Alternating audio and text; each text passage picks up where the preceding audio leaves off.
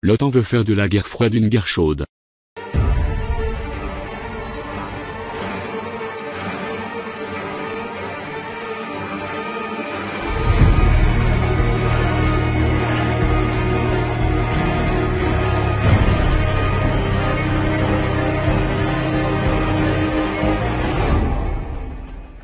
Bonjour, je suis Linax.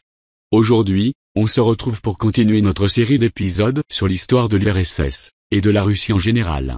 Dans le premier épisode nous nous étions arrêtés dans les années 1950, où j'ai parlé des différents services secrets, dont le KGB qui hérite de l'Ukraine.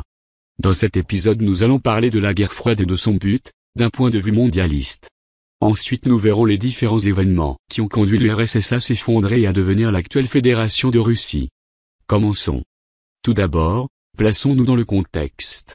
La Seconde Guerre mondiale est terminée, une poignée de nazis ont été sauvés via l'opération Paperclip, et Hitler s'est caché en Argentine, comme indiqué dans un document déclassifié du FBI.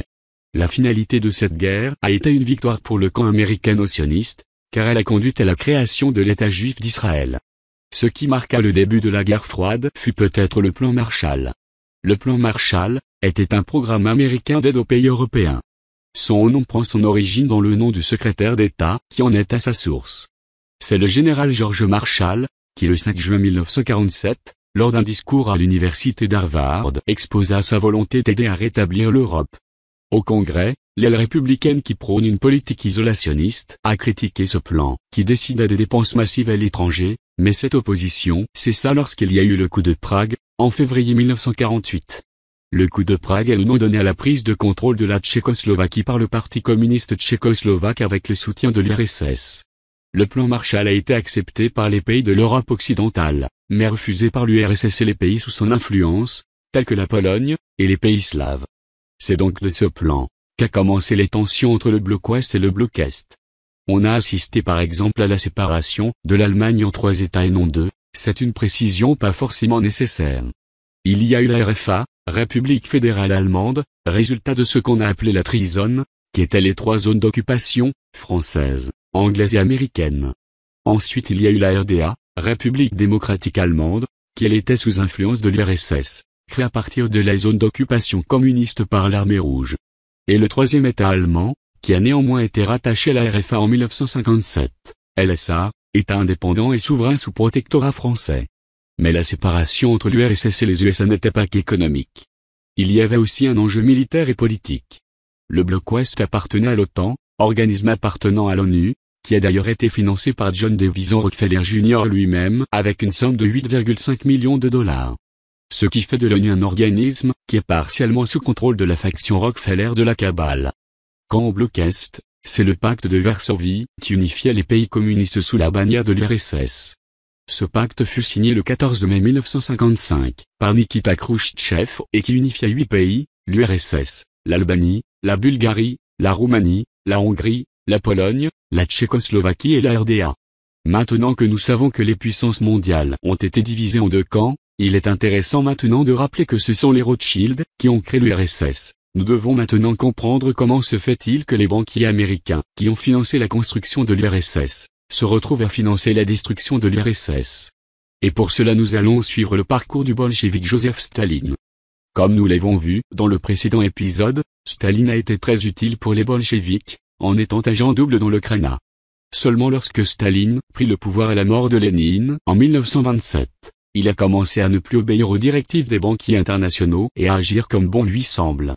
En commençant par tuer les autres bolcheviks, événement qui est on ne peut plus explicite sur la séparation entre les bolcheviks et Staline, qui ne sont plus à mettre dans le même camp depuis qu'il a pris le pouvoir.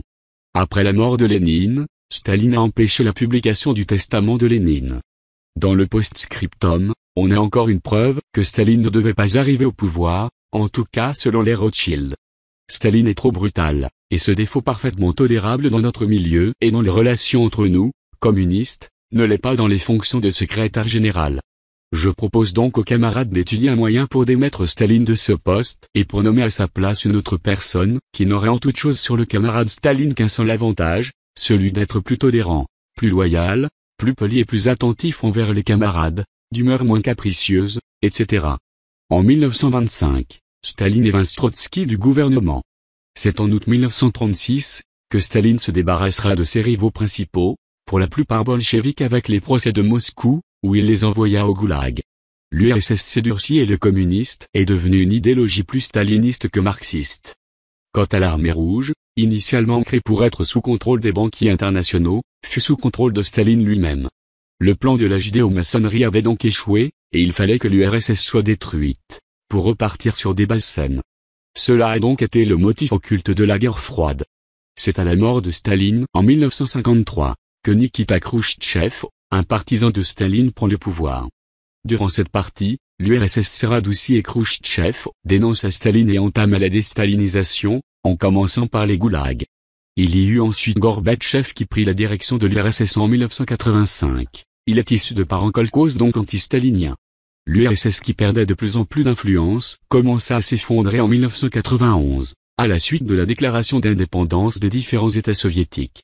L'URSS est devenue la Fédération de Russie, sous la présidence de Boris Eltsine. Il est succédé par Vladimir Poutine. Mais cela fera partie du troisième épisode sur l'URSS ou plutôt sur la Fédération de Russie et ses rapports avec les USA. Car même si l'URSS a été détruite, la Russie reste un État anti-impérialiste et forme peut-être la plus grande défaite de la cabale. J'espère que cet épisode vous aura plu. On se retrouve bientôt pour un troisième épisode sur les fédérations de Russie. D'ici là, portez-vous bien et n'hésitez pas à suivre mon site d'information alternative, ainsi que ma seconde chaîne, Linux TV.